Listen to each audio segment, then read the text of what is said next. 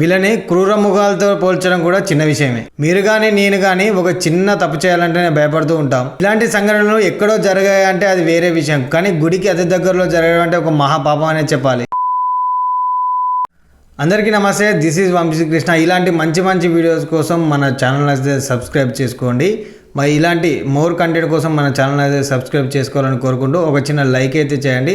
ప్రస్తుతానికి case number 3 చాలా విషయాలు మాట్లాడుకుందాం ఈ వీడియోలో. అయితే పదండి వీడియోలోకి వెళ్ళిపోదాం. అయితే తెలంగాణ రాష్ట్రంలోని నాగర్ కర్నూలు జిల్లా ఊరుకొండ అనే గ్రామానికి దగ్గరలో ఆంజనేయ స్వామి గుడి ఉంటుంది. ప్రతి ఉగాది ముందు రోజు భజన చేసి, అఖండ భజన చేసి, దాని తర్వాత మరుసటి రోజు ఉగాది రోజు హారతి తీసుకుని వెళితే మంచి జరుగుతుందని అనాదిగా వస్తున్న ఆచారం. ఈ ఊరుకొండపేట అనే గ్రామంలో ఆంజనేయ స్వామి భజన జరుగుతున్నప్పుడు దగ్గర ఒక 30 సంవత్సరాల మహిళ అతను తెలిసిన బంధువుతో ఆలయానికి దగ్గర ఒక 500 మీటర్ల దూరం అయితే రావడం జరిగింది. వారు ఏ విషయంకైనా రావచ్చు, బాగాసేపు కూర్చున్నారని చెప్పి, కాళ్ళు నొస్తున్నాయని చెప్పి బయటకైతే రావడం జరిగింది. అదంతా మనకు అవసరం లేదు.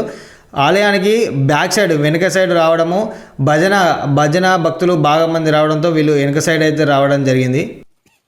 ఇక్కడ ఉరుకొండపేట ఆంజనేయ స్వామి టెంపుల్లో జరిగే అఖండ భజన జాగారం సందర్భంగా ఒక వివాహిత తన బంధువు సహచరుడు అయిన ఒక అతను అనుమానాస్పదంగా రావడంతో దాన్ని అదునుగా భావించి ఈ ఆలయానికి వెనుక సైడ్ ఒక నిర్మానుష్యమైన ప్రాంతం అయితే ఉంటుంది.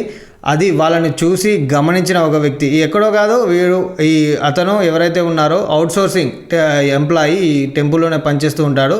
వారిని చూసిన తర్వాత ఇతని స్నేహితులకు 3కి ఫోన్ చేయడం అయితే జరిగింది. ఇలాంటి విషయాల కోసమే ఇలాంటి వాళ్ళు, ఆ ఊర్లో ఇలాంటి వాళ్ళు కలిసి ఒక గ్రూప్గా తయారయ్యారని చెప్పుకోవచ్చు. ఈ 3 అయితే వచ్చారు. ఆ తర్వాత మరో 3కి ఫోన్ చేశారు. మొత్తం వీళ్ళందరూ 7. అతనితో వచ్చిన వ్యక్తిని కొట్టి, ఆమెను కొట్టి, అతనిని ఎవరైతే తోడుగా వచ్చిన వ్యక్తిని అక్కడున్న చెట్టు కట్టేసి ఈమెను 7 సామూహిక అత్యాచారం అయితే చేయడం జరిగింది, ఒకరి తర్వాత ఒకరు.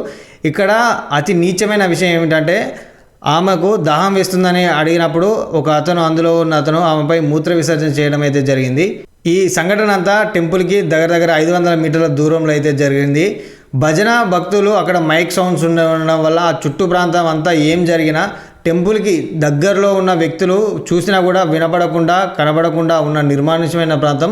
సరే, ఆ రోజు అలా అయిపోయింది. మరుసటి రోజు ఉదయం తెలిసిన బంధువుతో కలిసి ఇద్దరు కలిసి పోలీస్ స్టేషన్ వెళ్ళడం జరిగింది. ఊరుకొండపేట పోలీస్ స్టేషన్కి వెళ్ళిన తర్వాత అక్కడ చాలా స్ట్రేంజ్గా ఒక విషయం అయితే జరిగింది. పోలీస్ స్టేషన్ వెళ్ళిన తర్వాత అక్కడ సిఐ గారు, ఎస్ఐ గారు అంటే వీళ్ళ మాటలు చూసిన తర్వాత ఇంకేదో జరిగిందనే విషయం తెలుసుకొని వీళ్ళు వెళ్ళిన ప్రాంతంకి ఇట్లా సీసీ కెమెరాలో అయితే చూడడం జరిగింది.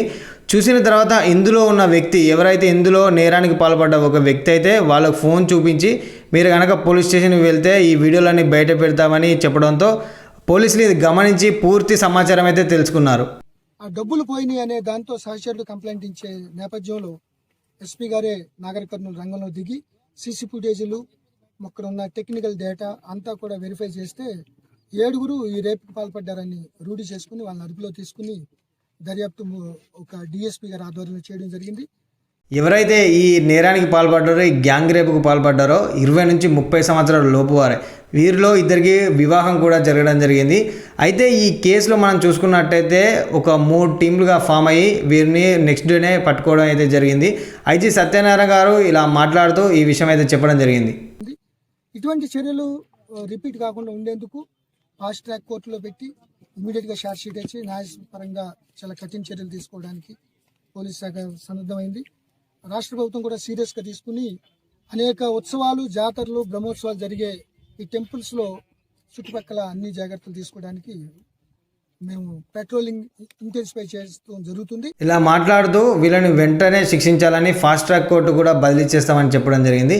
మీరు కూడా చీకట్లో కానీ ఎటన్నా వెళ్ళేటప్పుడు రిమోట్ ఏరియాస్లోకి వెళ్ళకుండా అక్కడ జాగ్రత్తగా ఉండండి. ఇలాంటి మూకలు చాలా ఎక్కువగా అయ్యాయి. మీరు కానీ నేను కానీ ఒక చిన్న నేరం చేయాలంటేనే భయపడుతూ ఉంటాం, జంకుతూ ఉంటాం. కానీ ఎన్ని శిక్షలు పడ్డా ఇలాంటి వారికి భయమే ఉండట్లేదు. ఈ వీడియోపై మీ అభిప్రాయాన్ని అయితే తెలియజేయండి. మరో వీడియోతో మళ్ళీ మీ ముందు వస్తాను. This is Vamshikrishna signing of.